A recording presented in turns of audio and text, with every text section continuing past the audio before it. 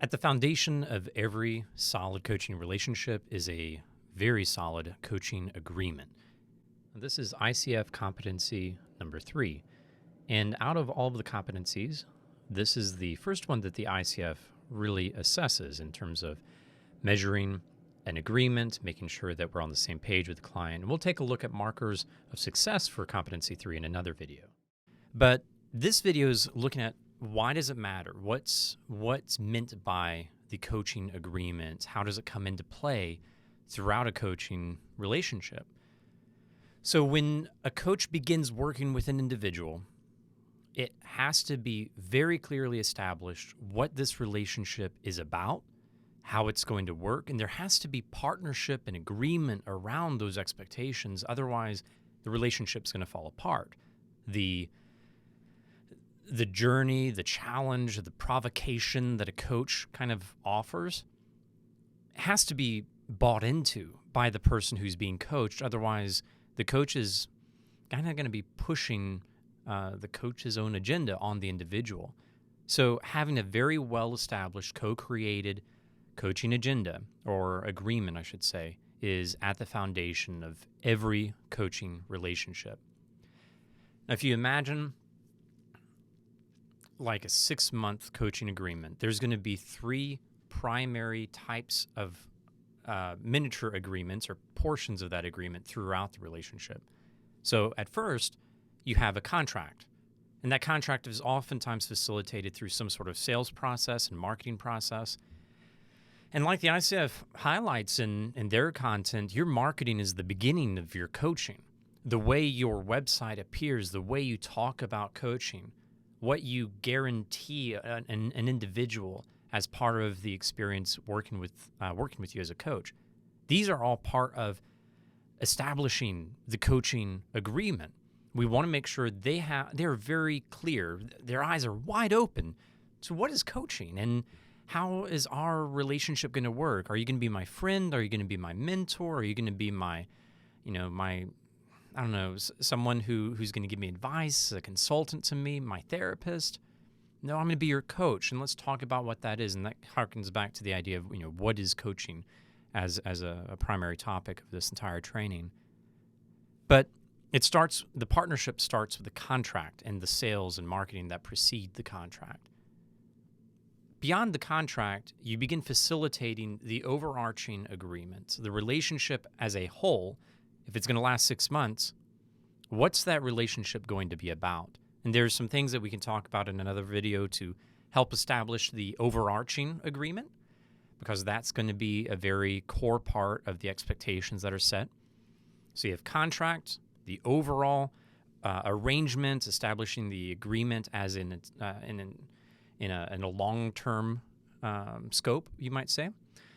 And then thirdly, you have each session will have its own agenda or session agreement. And that session agreement is going to also be a way to check in, to clarify what is like the next step in the journey as we reflect on what our arrangement was about at the beginning with the contract, what we talked about you wanting to have by the end of our relationship. So we looked at the overall relationship. Now, as we step into this session, what's going to be the next leg of the journey? And at each of these points, contract, overall agreement of the relationship, and each session agreement, there has to be partnership and a co-creation of the expectations and outcomes that the client's going to be looking for. The coach is not an expert on what the agreements should be. Maybe a bit of an expert on the contract. The contract part is a little bit more of the knowledge. You need to know a good contract, what it looks like in your state, and I can give you some examples. But honestly, you need to make sure your contract is solid on your side. There's so many factors that go into play with that. You think about a global scale of all the different types of things that can come into play with the contract. You need to make sure you are an expert on your contract. But when it comes to the relationship you have with this person who is hiring you or whose company has hired you to be their coach, you are not an expert as their coach. You're not an expert on what their agenda should be, what their agreement, coaching focus should be. Instead, you are an expert in helping them unfold, unpack, and understand what that agreement ought to be. It's truly, at the core, foundational to what the coaching approach is all about. It sounds wonderful, doesn't it? It actually sounds like you don't have to do that much work. Great. It's a bit more complicated. It's a bit more complicated. And when I first started coaching, this thought overwhelmed me at first. Like, oh, yeah, wonderful. I'd love to make the other person that I'm coaching decide exactly what they want out of each session. And as I studied up and then got into the field, I kept having these students, these professionals say, I don't know. Get into a session, especially sponsored clients, get into a session and say, I don't know. What do you think?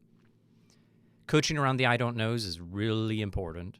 It's a true skill that needs to be practiced. The ability to handle ambiguity in the agreement is very important as well. Many people are seeking a coach because they're not exactly sure what they want, and they need someone to ask good questions that help them unpack and discover what their professional development journey should look like. But at the end of the day, again, it is not that the coach knows what that journey should be. Instead, the coach is skilled in helping this individual discover what that journey should be. So we'll talk with a few extra videos on those skills. I mean, the agenda setting, the coaching agreement work is a core part of the overall training. So we'll come back at this and hammer it all throughout the training, because with the right coaching agreement, the coach relationship is very strong, and each session is very impactful and meaningful. Without a good coaching agreement, without co-creating that good coaching agreement, then the relationship will fall apart, and each session will feel like a huge amount of labor on the coach's side as they're trying to drag this person along the journey that the coach is having to take responsibility for. More on that thought in a future video, but it is a lot more work to try to do it on your own. The expert in the room is the client. They know what their needs are in their professional journey. We just need to help them unpack and discover those things. I hope this is stimulating. It probably isn't yet helpful. It sets the stage for some other videos where we are going to be looking at the overall agreement, how to cultivate a session agreement. We're going to be looking at how to review a relationship as you're going into it, maybe 2-3 months into the coaching relationship, how to check in on things and revise the overall agreement, and all of that good stuff, how to coach the I don't knows. So we will get to how to do the agenda setting throughout a coaching engagement. But for now, I hope this helps establish the foundation of what a coaching agreement is all about.